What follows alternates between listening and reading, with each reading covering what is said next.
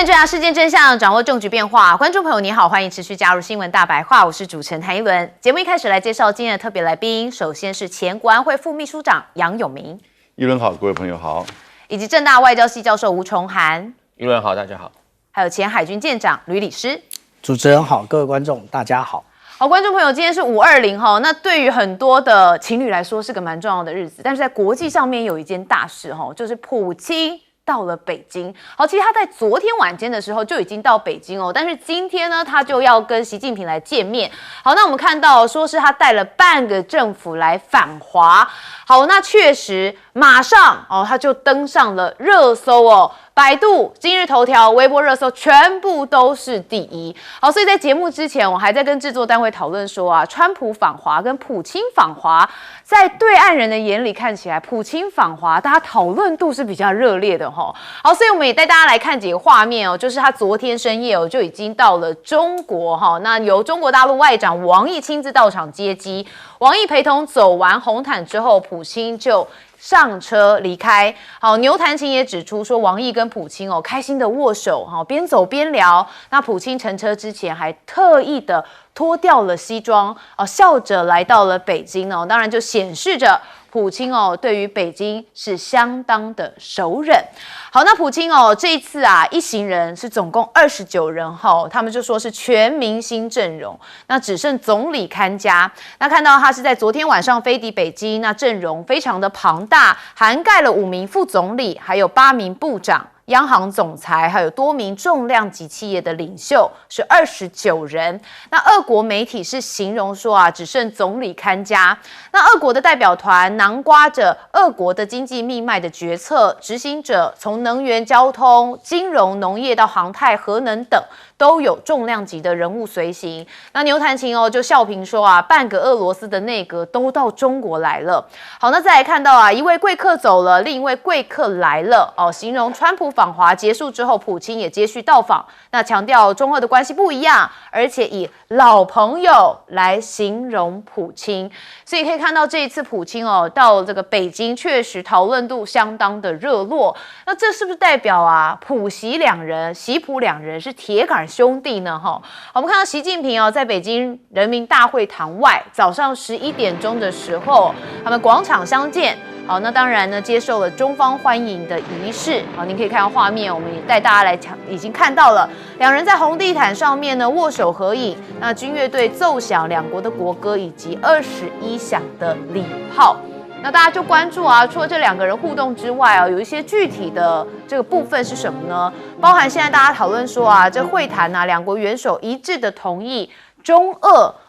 睦邻友好合作条约是继续延期，那也就是坚定的推进中俄背靠背的战略协作。那也预料说啊，可能会发表一个多极世界的宣言。那俄方透露，双方其实会签署将近是40项的双边合作文件，那其中还包含一份旨在推动两国全面战略伙伴关系的联合声明，那也发动推动多极世界的宣言。那俄国的总统助理则说啊，中俄元首将举行1对1以及扩大范围的会谈，那聚焦在双边关系中最重要也最敏感的议题。那两国领导人还会通过一份关于推动多极世界跟新型国际关系的宣言。好，那南华早报啊，则以伏特加、还有高铁以及游船哦，那说习近平跟普京哦如何建立私人情谊为题，指出说习近平跟普京多年来透过大量非正式的互动，逐步建立了超越一般外交关系的友谊。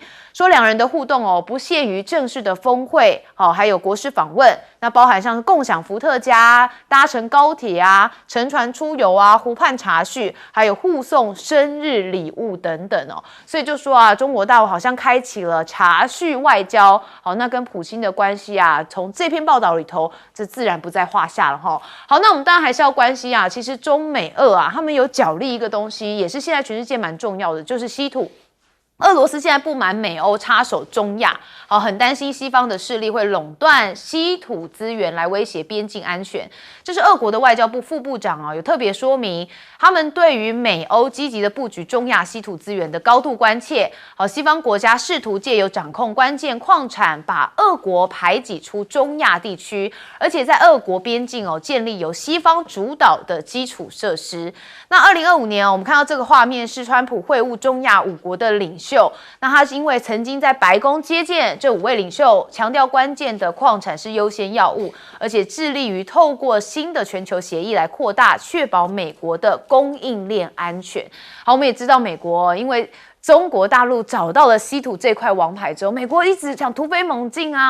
但是呢，看起来这个状况没有那么好。但是中国这边还是有在找一些稀土资源。他们说现在有一个重大突破，也就是在中国的北方地区发现一种新的解离型稀土矿。不仅富含着轻稀土跟重土元素，他们的开采方式还更加高效，成本更低，也更有利于环境。好，所以我们就来看到美国的财长贝森特他就讲说，川普政府其实并不急于延长跟这个11月到期对中国关税以及关键矿产休战的协议。好，他说因为双方仍有时间在今年稍晚会面再来续签休战的协议，做了一个预告。好，但是法媒深度来解析说中国大陆的电池到 AI 其实真的是全面领先，还包含核能电动车，已经实现了对西方的全面超越。好，不仅是经济现象，更是地缘政治跟产业结后的一个深刻变革。好，所以中国大陆已经不再是过去的中国大陆，不管是在政治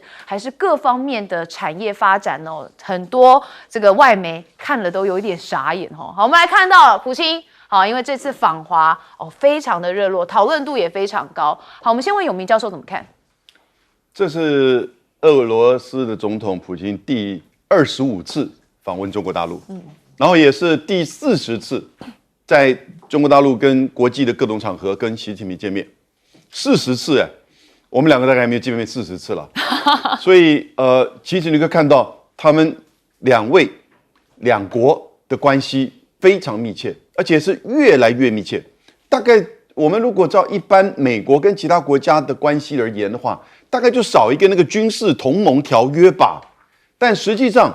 他们从2001年签署的睦邻合作条约，然后呢之后把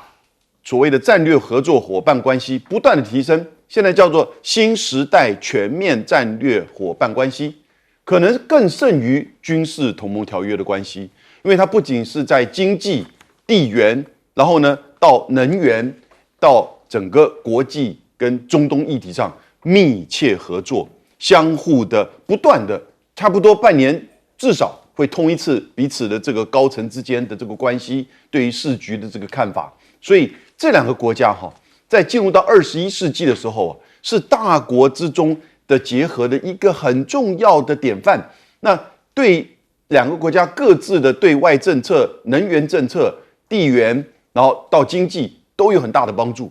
现在举例而言，这一次普丁来，他要签40项双方合作的文件，长达有大概47页。他带了5位总理、8位部长，然后呢，他现在要跟中国大陆谈，就是一个天然气管线，叫西伯利亚力量2号，什么呢？这从西伯利亚穿过蒙古国进入到中国大陆的，就是天然气管线。过去的西伯利亚力量，就这个 Power of Siberia， 是经过就是到东北这边进入到中国大陆。这也是它直接穿越蒙古，那大概长达会有3600公里。如果做好之后呢，会每年提供天然气大概500亿立方米到中国大陆来。这个对中国大陆而言，就等于是能源分散的一个最重要的一条管线。因为各位知道，当美国打伊朗这个战争发生之后，伊朗出口的原油80%以上是往中国大陆，那这个现在受到影响。虽然中国大陆其实在石化能源上面其实已经分散，不是在它的发电比例跟别的国家比起来并不是那么高，而且它的进口的原油呢，也不是只是从中东或者伊朗来，因此这个事件对中国的能源影响并没有像我们其他亚洲各国影响这么大。但是在这个2月28号发生伊朗战争到现在第一季度那个俄罗斯运往中国大陆的原油已经增加35%，所以这个情况你就看到两国之间的这种相互的这种双边的贸易、地缘跟能源呢，是真正彼此之间就是说生命的命脉的这种连结。那还有另外很重要，这次普丁来说，他其实在去年年底先是法国，然后英国，那上礼拜美国，那现在呢，隔了4天之后，普京来。各位这是什么？联合国安全理事会另外4个常任理事国家元首，先后都到中国来，在短短的几个月之内，尤其是美俄这样子一个背靠背。所以呢，你就看到这些地缘政治跟国际的议题慢慢的开始在这个移转。过去都是到华盛顿，现在到北京，这个意义就有很大的意涵。而俄罗斯最后来，也就是对于北京所主导的，不管是国际的到伊朗的中东议题，给予这种支持。所以现在你看到中俄之间的这个关系对中国大陆而言其实是他在大国政治当中一个很重要的支柱。当然，对俄罗斯普丁而言，也是他的经济以及在整个对俄乌战争当中呢一个很重要来自于东方大国的支持。好，你可以看到国际政治跟这样仔细的讲解下来，就会发现跟过去真的是有点不一样好，崇涵教授怎么看？普京跟习见面真的很多啦。我们刚才讲这个。过去有25次，刚才杨老师讲25次是他其实在疫情后，除了2020年跟2021年没有来，对普京访问中国了，访问中国25次嘛除了2020跟2021没有访问中国之外，还有2025是因为习近平去了访问了那个俄罗斯，然后看了大阅兵，所以那一年5月刚好是大阅兵，那个普京没有来中国之外，每一年都到中国。好，每一年到中国，代表说他很重视这个中国这个市场，而且像2024年访问中国的时候，特别去了哈尔滨，因为大部分他都去北京，可是2024年他访问中国的那一次，他特别去了哈尔滨，参观了哈工大，因为哈工大我们知道是以前苏联盖的学校，那哈尔滨也是有工业重镇，抱歉。那这一次他们来特别重申一个我们刚才讲的，在2001年签的中俄睦邻友好条约那这个是2001年，是那时候江泽民跟普京签的。你看，普京都签了中俄睦邻友好条约，2001签了，现在换了习近平了，中国都换了几个领导人了，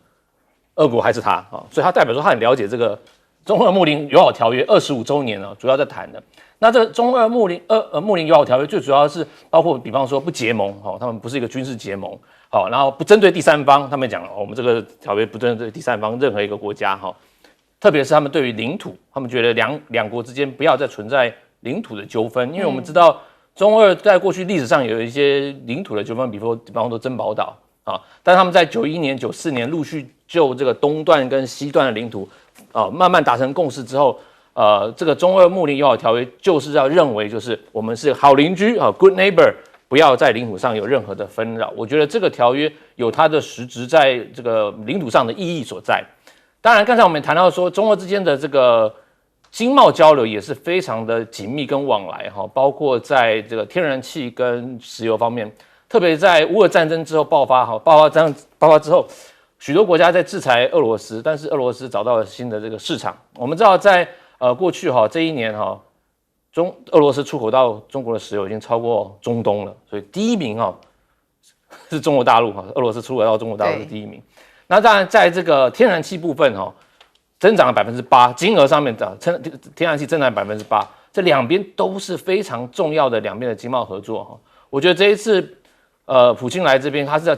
强化这个两边的合作关系之外，我觉得对于这个地缘政治上这两个所谓的强人上面他们的共识跟他们讨论我觉得是一个接下来我们要非常注意要看的，特别是我们刚才提到这个两边的这个结盟关系他们这个叫做新时代战略协作伙伴关系，这个也是非常有特色的现在战略协作伙伴关系，我们知道说，其实中国常讲他们叫不结盟不当头，在这个从邓小平时代，他们觉得不结盟不当头是非常重要的，因为结盟可能会让战争爆发，所以他们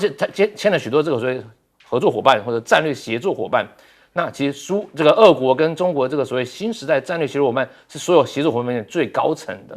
他们包含了各个方面的一种合作，从经贸啦、科技啦、地缘各种合作，都比其他的所谓的合作伙伴都还来得高。好，那舰长怎么看？刚刚吴老师特别讲了有关于这一个战略伙伴的关系啊。那其实呢，我们刚刚无论是从杨老师或者是吴老师，我们都知道那个中俄其实是叫做新时代全面战略协作伙伴关系，但是对比刚刚离开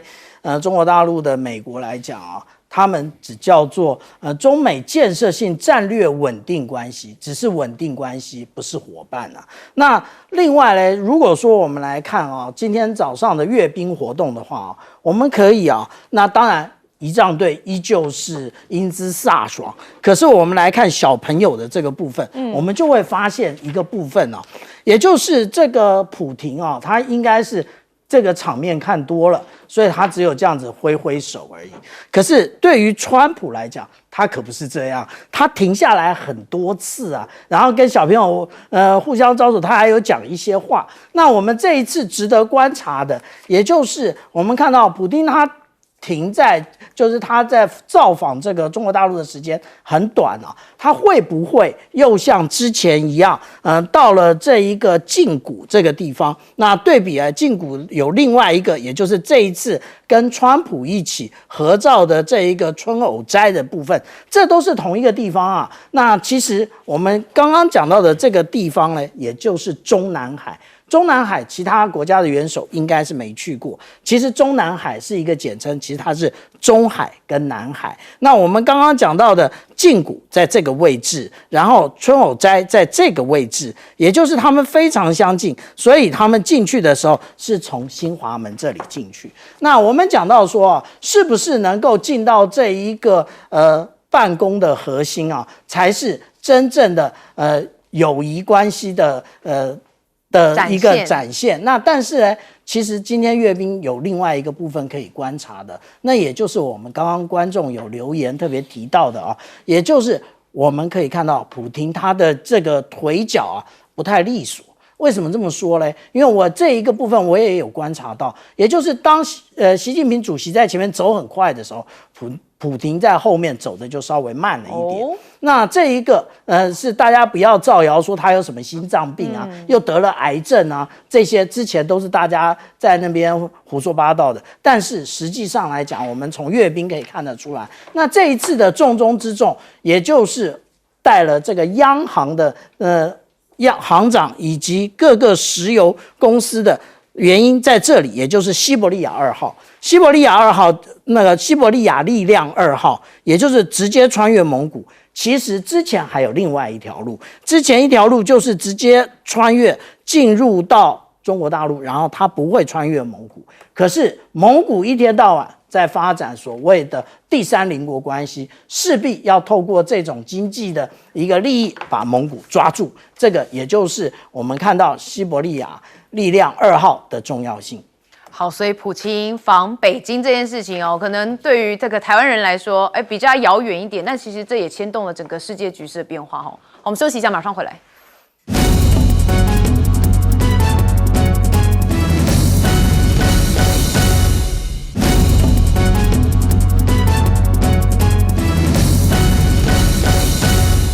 好，当然这次普京访华很多人说他是算准时间的。好，那当然一方面是因为川普才刚离开了北京普京马上就来了，所以大家就有这个讨论书啊，这到底是什么样子的算盘？好，不过我们先看到中国称有关习近平表示普京会后悔入侵的报道，说是完全凭空捏造的。好，那也就是俄罗斯领导人抵达北京的时候，中国就否认了说习近平有告诉川普这个普京可能会后悔入侵乌克兰的说法。好，中国大陆的外交部发言人郭家坤就说啊，您提到的资讯跟事实不符，这完全是凭空捏造的。好，但确实这个时机点呢，颇耐人寻味的，也就是川普前脚刚走，普京后脚就到。所以 CNN 的报道认为啊，这是习近平中俄轴心在挑战美国主导世界秩序的一种说法。好，你看到习近平短短1周之内有2位世界的领袖都到了。中国显然想利用川普对伊朗的战争，借机将中国塑造成一个负责任而且可替代的全球领导者。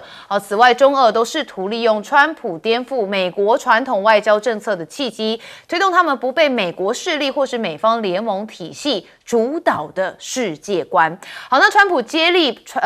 是普京接力川普访中说顺序很重要。那有分析人士说啊，川普、普京相继访中的先后顺序其实也是一种讯号，好，说明北京有能力同时应对双方并且在各自轨道上面分别管理。那中国正处于一个各方竞争体系的交汇点，那这些体系间的矛盾却没有办法获得解决。那普京此次访中的重点就在约束下的持续推进，好，渐进式的巩固俄中经济轴心，而非重大政策的转向。好，所以你可以看到这算盘打得满满的每一步每一个时间点都有它的讯号存在。好，但是我们要看到现在军武的部分也是大家关心的像是俄罗斯在全国范围内举行了核力量的演习。好，这次的演习我们看到画面曝光是持续到5月21号，几乎涵盖了俄罗斯战略威慑力量的各个面向，战略飞弹部队、远程轰炸机，还有主要海军舰队以及地区军事指挥部。好，说有超过200个飞弹发射装置，140架飞机，73艘的军舰，还有13艘的潜舰都参与了演习。好，那普京呢，访陆动作频频，也有人说啊，俄罗斯宣布展开核武演习，6.5万的兵力规模。好，法新社说啊，在乌克兰加强无人机攻势的时候，普京又出访北京。好，这些时间点啊，其实俄罗斯军方在19号的时候展开了为期3天的核武演习，那动员了全国6.5万的人兵力来进行参与。好，那普京说习近平是亲爱的朋友。好，那中俄的关系说是升温。新华社的报道说，普京在访问前发表了一份影片，当中就有说，双边关系正处于一个真正前所未有的水平，而且两国关系在全球舞台上面发挥着重要的作用，就有说啊，这是剑指全球的局势发展好，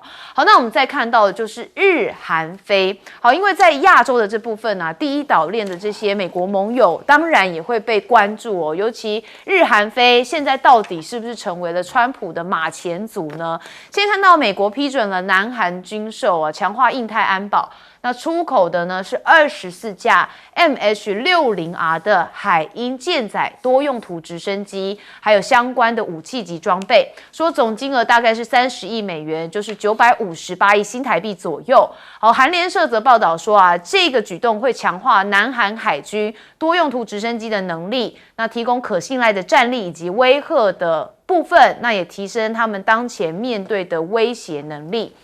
那菲律宾则是因为小马可仕重申台海冲突，菲律宾肯定躲不掉。好，他是在5月18号接受日媒的访问说台海冲突，菲律宾因为地缘的位置太近而且还有大约20万的非国国民在台湾，所以可能会身不由己的被卷入。好，那他讲到这个之后呢，也看到他预计在下周要到日本讨论安全合作。好，也他说由于两国都面临了中国的海上胁迫，希望能在访日的行程当中了解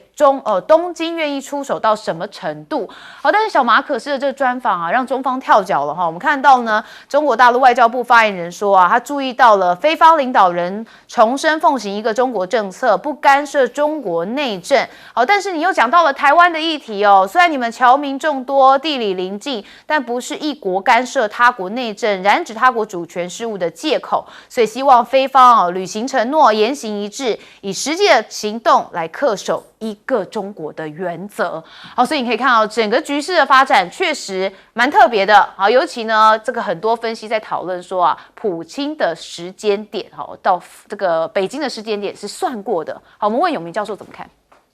其实大陆在这个春季外交，太多国际的元首到北京去了，只不过是刚好川普跟普京先后相隔的4天。我刚刚说，在之前，法国的马克宏、英国的首相也都来到了就是中国大陆。那 CNN 这个就是西方媒体的一种认知战，而且他们真的不愿意去了解现在的中国的发展的状况，也不愿意去认识现在中美在各项权力之间的这种差距，以及过去这几年权力移转的现象跟事实。他还是停留在过去那种外交词汇，或者是美国霸权的那种用语，就是说，中俄是轴心，你还是在第1次大战还是第二次大战呢？然后呢，去挑战美国的主导的世界秩序。对不起，现在的世界秩序是被美国严重破坏的，从关税，然后呢到国际组织，然后你现在看，从加沙战争的大屠杀，以色列用的都是美国的炸弹啊，美国的政治人物还在那个炸弹上面写 "Go for it"， 把他们干掉，把谁干掉？7万多个加沙的巴勒斯坦人，50%是妇女跟就是年轻人、小孩、儿童。然后呢，打伊朗，造成整个中东秩序的破坏，以及现在荷姆兹海峡因为伊朗被打了，它封锁全球能源的现在面临到的问题。所以谁在破坏国际秩序？因为看到美国这样子破坏国际秩序，所以各国没有办法直接去跟美国去对呛。只好到中国来，寻求中国的比较可预测、稳定，能够跟美国去谈。所以普丁就习近平就跟川普讲：“你来，我们好好谈。我不是要取代你，我不是要把你赶下这个霸权的神坛，但你自己权力被你自己给削弱。但我们现在是不是建立建设性的战略稳定关系？所以你看。”当习近平讲这个话的时候，川普回到白宫的那个事实清单里面，他就把它翻译出来，还加了一个必须要公平与互惠。所以现在变成什么？国际的新秩序是北京在定义，美国在翻译，俄国在支持，就是这样子的一个我叫中美俄的3国的大国协调体制已经出现了。而不是由美国一个国家说了算，因为他往往不听别的国家，而且自己胡搞瞎搞把自己的市场给封闭起来，然后呢叫大家来投资，然后呢去从委内瑞拉打到伊朗，然后伊朗战还有那个加沙战争，现在下一个又是古巴或者是格陵兰吗？所以大家现在发现到真正比较稳定的大国在东方，然后呢中俄之间的连结。反而是展现刚刚看到那个核武的这个演习，就告诉美国，我也有5500枚核子弹头，你有5000枚，所以我们在战略稳定的情况之下，彼此共同的来协调这个国际秩序的维持跟稳定。好，这让我想到，每次美国最喜欢就说人家是 trouble maker， 其实他自己现在就是 trouble maker。崇涵教授怎么看？这一次，习近平在短短1周内接待了2位重量级的2大强权的贵宾，而且又有一个先后次序，它展现什么？它到底代表了什么？其实我们在看这个世界的时候，我们可以有大的格局来看。我觉得第一个重视的，可以看的是北京的底气更足了，它展现一个我们讲的负责任的大国，而且可以居中协调或者才位居中位的一个角色。你看，在从美中角力的这个大戏之后。乌俄战争2伊战争、中东冲突，北京在中间就担任一个我们讲的降低冲突，并且试着把这个居中有牵涉的大国穿线的都带来了哈。所以简单来讲，就是这一次感觉上，北京可以做成一个打破这个以美国为首单极霸权的体系，试图制造一个我们讲的多极体系。是往这个多极体系一来，也对于所谓的美中对抗进入休息体的陷阱来降温。二来，这种多极体系也适合中国现在我们讲的谋求和平发展的一个道路。所以我觉得前面接待川普，后面接待普京，有这个味道在这边，就是一个居中协调的大国，凸显负责任的大国。第二个，它也凸显了习近平的这个我们讲2手策略，简单讲，他对川普是我们讲强调战略稳定嘛，因为这个中美建设型战略稳定关系是想跟美方进行所谓过去在科技贸易上太多的这个纠纷呢，先稳定对美的这个问题哈，跟他的紧张的大国关系，毕竟他们都讲了太平洋够大，容得下2个大国，稳定了中美这个稳定的关系之后呢，对于俄罗斯呢，他又展现了什么？北京又展现一个富有底气，怎么样？战略的后盾，简单来讲，就是因为中俄之间还是有彼此的需求。就像我刚才讲的，俄罗斯在某些方面还是需要中国的市场，毕竟乌俄战争打得沸沸扬扬。我刚才讲了，2026年第一季石油中俄的石油翻了8.8%，简单来讲，总共是143亿美金，俄罗斯出口到中国，增加8.8%，年增度2025年年度整季的天然气，俄罗斯翻了2倍。卖给了中国，就在乌俄战前翻了2倍。简单讲，中国买了许多的天然气跟石油，所以这也是为什么普京讲这个习近平是好伙伴。我再补充一个很有趣的重点2017年，普京跟那个习近平2人在这个上合会在哈萨克的时候，因为呢中国的这个代表团姗姗来迟，只有习近平一个坐在那边，普京的所有官员坐好了，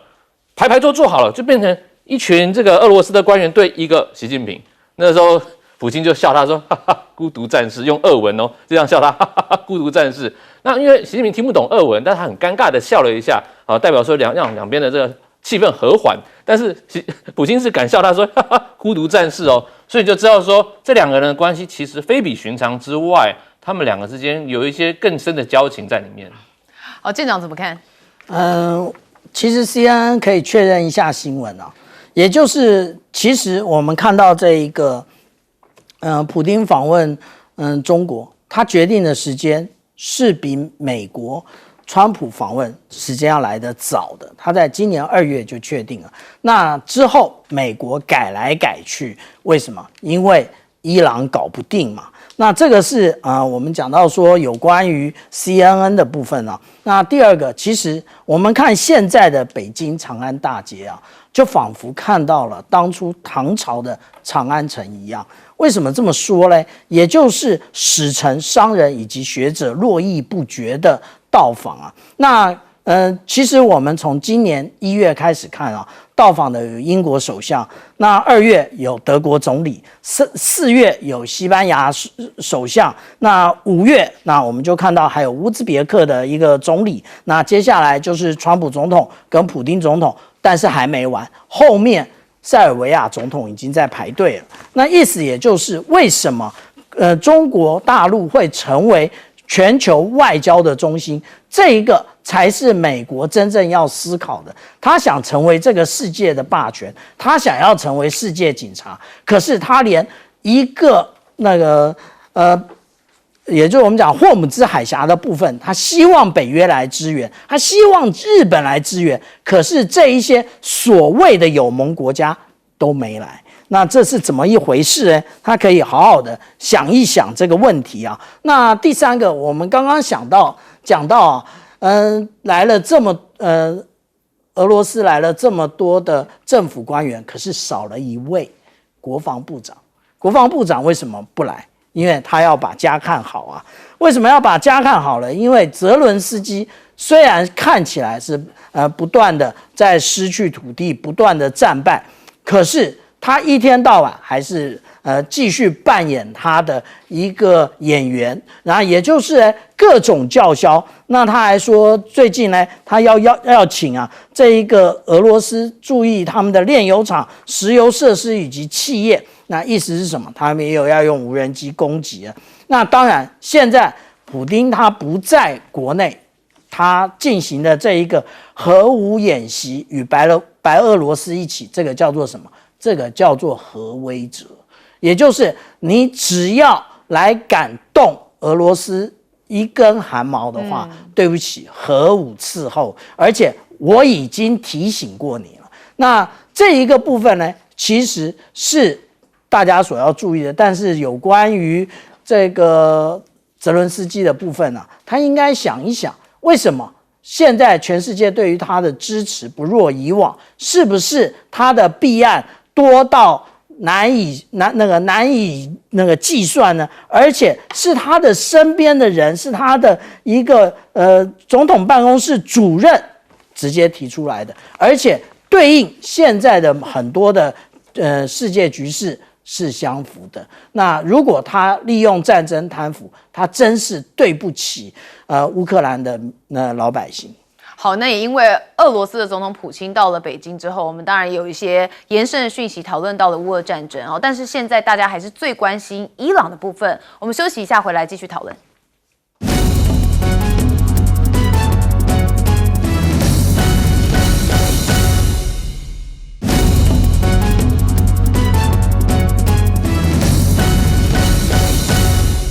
好，观众朋友，我们持续要带大家来讨论伊朗哦，因为现在伊朗情势哦，我用4个字来说，扑朔迷离哈。好，当然我们看到伊朗还是蛮有底气哦，持续在国际间呛虾，尤其呢，伊朗的副外长他们就说我们已经准备好应对任何的军事侵略，说对于美国将威胁冠以和平契机之名哦。加里巴巴迪他就回应说，对伊朗而言，投降毫无意义哦，我们不是取得胜利，就是成为劣势。好，那当然，伊朗的军方有警告说，如果再遭侵犯就会开辟新的战线。那现在如果呢敌对势力再次侵略伊朗，就会采取新手段，那开辟新战线来反击。那也强调伊朗不会被围困，也不可战胜的。好，那当然，伊朗在这个格胜姆岛有发现美以的无人机，所以他们启动了防空系统。好，伊朗2个最具战略意义的敏感地带，好，再一次爆发了紧张局势。德黑兰就紧急启动了防空系统来对抗疑似美国跟以色列的无人机。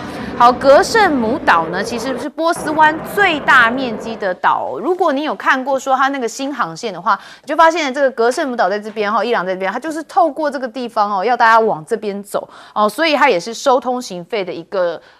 二侯啦，一个扼控的要点。好，那当然现在呢，川普放完话之后好像变成他口之后就不见了吗？因为他本来不是说要开炸伊朗结果突然又说不炸了他们有人内幕说，其实只差1个小时那川普突喊卡，原因是什么呢？说原本距离下令19号打击伊朗的前1个小时是决定暂缓了行动。不然现阶段这个行动早就已经发动了。好，川普说这句话，我们来听听他怎么讲。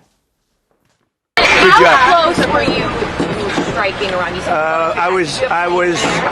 I was an hour away.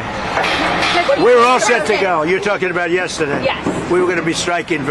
it would have been happening right now. Yeah, it was all done. The boats, the ships are all loaded. They're loaded to the brim. And we were all set to start. 好，神也是鬼，神也是你，鬼也是你那当然，美国参议院推进了议案来限制川普战争的权利，有部分的共和党议员是倒戈的。好，美国参议院呢这个决议有限制嘛但是呢他们发现战争成本会飙破300亿美元所以确实也受到了一些质疑。那到底川普是想停战还是想赚钱呢？因为我们听到他说非常迅速的结束伊朗战事，我们再听听他怎么讲。Now we're blowing it away. We're blowing everything away, and we're going to end that war very quickly. They want to make a deal so badly. They're tired of this. Should have happened for 47 years. Somebody should have done something about it, and it's going to happen, and it's going to happen fast, and you're going to see oil prices plummet. They're going to come down. 好，如果这么快的话，就不会拖到现在了啦。好，那当然啦，现在这个油价、房价狂飙，Z 世代对于川非常的生气那铁票仓也崩了吗？说他的支持率跌到第2任的新低，共和党人也不支持了好，但是刚才有讲说他到底是不是想赚钱呢？因为现在说川普有报白宫炒股一季狂下3700笔，国会议员也想跟进。好，那强生是说因为通膨很严重国会议员只靠17.4万美元的年薪无法生活，所以为此倡导说允许议员买卖股票真是开了眼界好，而且川普还跟国税局和解司法部现在拍板永久禁止对川普的家族来查税。冈姆亚这个美国民众看了应该也就生气好，我们看到一开始伊朗硬呛美国，所以到底战火有没有要打？游明教授，我觉得是川普都已经打输了，你还有可能再用军事的手段赢得这场战争吗？其实这一天美国政治新闻最大的是在 Kentucky 第4选区的共和党众议员叫做 Thomas 梅西，他是一个很著名的反川普、反战、美国优先，然后呢反对以色列内塔尼亚胡政府的大屠杀以及攻打伊朗，而且坚持那个爱泼斯坦案的资讯都应该公开的，所以川普非常讨厌他，就找了一个名不见经传的人去挑战他在共和党的这个今天初选的席次。美国的犹太金主募款超过3000万美元去帮助那个名不经传的人，结果这位 Macy 输了。所以美国的政治已经几乎没有救了。川普的民调这么低，川普破坏国际秩序，川普打了一个非法的侵略的伊朗战争，但是他在国内他的民粹、他的金钱，尤其背后以色列犹太金主支持的金钱，可以在美国政治为所欲为。那个 Macy 是 MIT 毕业，做了14年的议员，非常的公正，然后呢，大家很敬仰的人。结果美国的政治把他给干掉了。那你在伊朗现在这个问题上，今天习近平见到普丁的时候，他就讲话了，他就说，现在中东的地区正在面临到战和转换的关键节点。战和转换的关键节点，他说要全面止战，刻不容缓；要重启战端，更不可取；坚持谈判尤为重要。其实这就是他分别见了川普跟普丁之后，就是针对伊朗的问题，中国的整个布局已经很清楚，就是要停战、谈判，然后呢，海峡要通行。我倒不觉得他有谈到那个通行费，这是美国自己加的。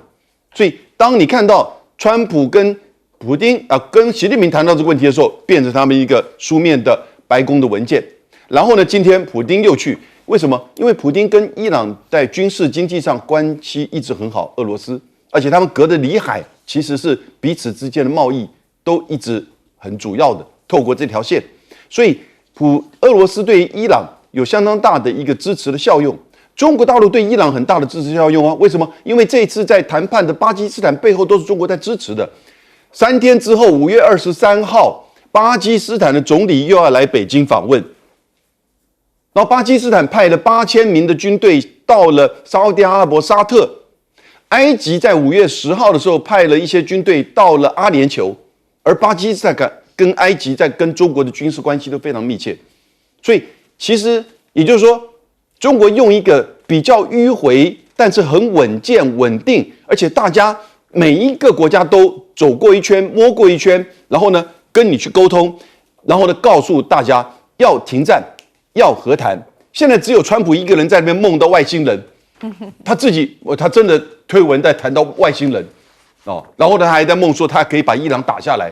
他其实在等待就是这一次中俄的会议之后，以及巴基斯坦来到北京之后回去，我觉得美国跟伊朗的和谈应该就可能会展开。美国现在已经不只是不能打这个战争，他现在已经开始解除部分对伊朗的制裁。那我相信伊朗也不会再控制荷尔木兹海峡这么严格。那至于通行费的问题，我觉得那不是关键，因为整个国际能源已经不能够再等待了。所以现在这个时间点，可能就接下来剩下1个礼拜到2个礼拜，看看美国、伊朗要怎么走这一局了。对，这一局真的是很难解哈。那当然，我们也看到川普一直不断放话。那刚一轮少讲了，还是有最快说22号要重燃战火。那舰长你怎么看？事实上，我们每一次看到这个川普他的决策反复，那有几个原因啊。第一个，之前我们看到的他在等航空母舰，那结果等哪一艘？等福特号，结果福特号来了，先是污水系统坏了，后又是失火了。那结果好不容易可以加入战备的时候，然后结果他觉得打不下去了。那如果我们看现在，也就是在昨天所公布的这个美国海军的这一个动态的话，我们就会发现现在在这个波斯湾这个部分呢，依然没有改变。可是最重要的，也就是我们讲到预备队的部分，也就是全师号的一个远征打击群，它原来在上个礼拜的时候，我们看到它已经南下，经过圣诞岛这个位置，可是它怎么又出现在这个马六甲海峡呢？它应该是直接的穿越叙纳海峡又上来了，那它是要回返吗？还是它要直接的进入我们所看到的这迪利波里号的这一个阿拉伯海的战区呢？这个也或许就是我们看到川普他的一个决策反复的另外一个原因啊。那但是呢，我们这样看啊，他势必啊以这个川普不服输的一个个性，他应该还会再打。为什么这么说呢？因为大家都是这么说的。Politico 也是这么说的，看起来像是在输啊。美国在伊朗没有赢得什么，更不要讲啊，说这个米尔斯海默这一个进攻的这一个现实主义的大师，他怎么讲的？他讲你先喊停火，你就输了。你美国应该是打到底啊，你怎么会这样？那至于说炒股的部分呢，其实我们应该要请这一个白宫炒股的这一个部分呢，告诉我们大家到底他们炒的是哪些股票啊？那为什么这么说？里面有没有军工股？因为我们看到的现在川普所提出的，向国会提出的1.45兆美元的一个明年度的国防预算呢，其实是美国史上规模最大、争议最大的一个部分。那是不是川普已经透过这一个国防预算在里面准备炒股了呢？这个其实等到川普卸任之后，我相信他本人或者是他的家属将会常常的跑法院。好，这件事情从他关税战开始，大家就已经发现他是穿头股。好，所以呢，接下来恐怕还会有一番争议哦。传涵教授怎么看？川普这个下令要1小时开战伊朗我觉得他有点在 bluffing 这个在演戏因为他面临国内国会的一个非常强大的压力。这也是我们这一次发现到参议院这个限制总统的所谓的限制权力限制与战争权利法案，我们简称战争权利法案在参议院被挡下来了。那这个东西我们知道说，它是在战争权利法案是1973年设立的，它是让美国总统你虽然可以有战争权，但是你发动战争或特别军事行动发动之后，你必须要国会要有帮你 endorsement， 还有特别授权。如果国会没有宣战或特别授权，你就要停战。那这个大概是60天60天，然后会有增加30天的紧急撤离，所以大概可以90天了。那这一次从3月2号川普开始轰炸伊朗之后，那60天应该是5月1号。你要获得国会授权，好，那5月1号的时候，川普就说：“我停了，你们授权没有用就不受这个战争权利法案的规范。”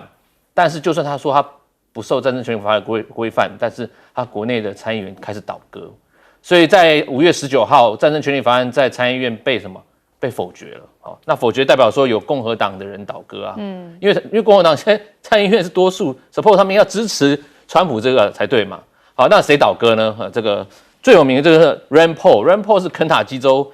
非常反战，他也早期一直认为美国不应该干涉中东冲突。